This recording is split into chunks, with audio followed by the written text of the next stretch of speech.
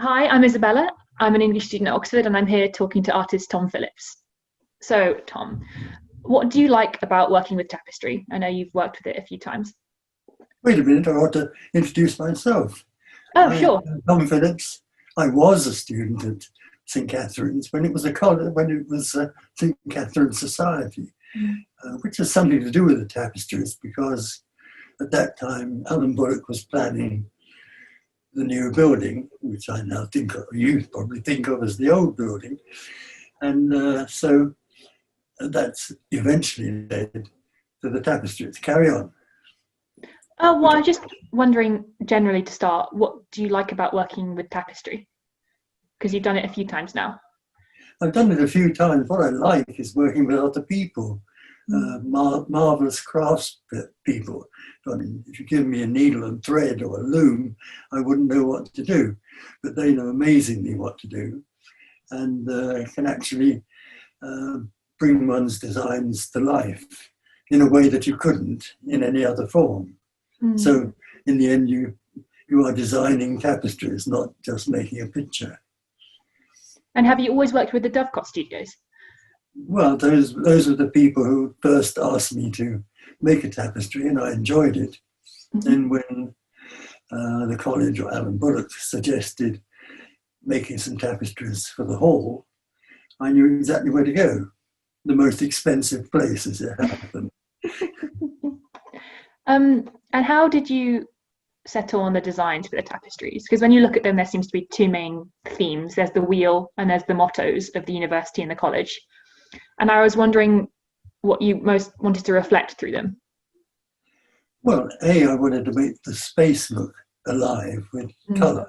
That was one thing. Obviously, having something to do with St. Catherine was an idea, and the wheel, the broken wheel, that interested me quite a lot because there's a chance element in it. I did little drawings that I cut up and then I dropped onto another piece of paper to see where they landed so that there was an explosion, so the wheel is both there whole and exploded, which is quite fun to do, although I did change it, of course, in the end. Because I'd heard about, I think Hans Arp or something used to design his drawings by dropping pieces of paper on other pieces of paper and Mm. seeing where they landed. Sounds easy, doesn't it? But it's not quite like that. No, I mean, it gives a lovely effect. But I was wondering why you wanted to use the mottos as well, because that makes up the majority of the tapestries. Well, it's because St. Catherine's is a new place Mm. and it seemed nice to have a sort of motto-ish thing as if it's been going on for centuries instead of a few years. I like the words and I like working with words. I like working with words on top of words as they Mm. sort of cancel each other out and illuminate each other in the strict sense of the word. I guess that also reflects, I guess the old and new also reflects the shape of them, Yeah, because you've written about how you wanted to make it seem like an Anglo-Saxon meat hall instead of a quite functional space that it was designed to be. I doubt if Anglo-Saxon mead halls had anything but skulls and fur hanging off the walls and Mm. swords and stuff. But it was the idea because the hall, although I loved the building, although it looked very stark when it was first put up, I mean, the hall looked rather grim, like a huge chamber of grey, even though the light is quite nice in it.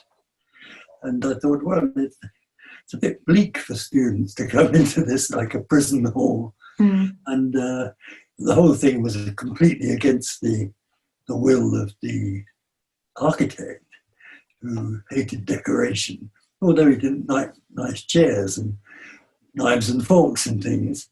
He didn't seem to like anything hanging up anywhere. When I went on a dreaded walk with him, he was a very formidable character around the university. I pointed out all the buildings I like with their knobs and turrets and even Keble with its colours. And he was very shocked because he was very sort of Spartan architect. So in the end, I think that hall is a bit grim without them. Very nicely on feast days, which I turn up for, being now a fellow rather than a student, Mm. they switch the lights on just briefly on the tapestries so as you can see them. And that gives me a lot of pleasure. So I was reading through all the, I guess, old letters from Alan Bullock, who was the master of the college at the time, to various people, and it seemed like it was quite a long process to get everything finally up. Oh, chancy business. Oh, asking for money for a start is a chancy business. Because I had to be paid a little, and the Edinburgh Tapestry Company had to be paid quite a lot.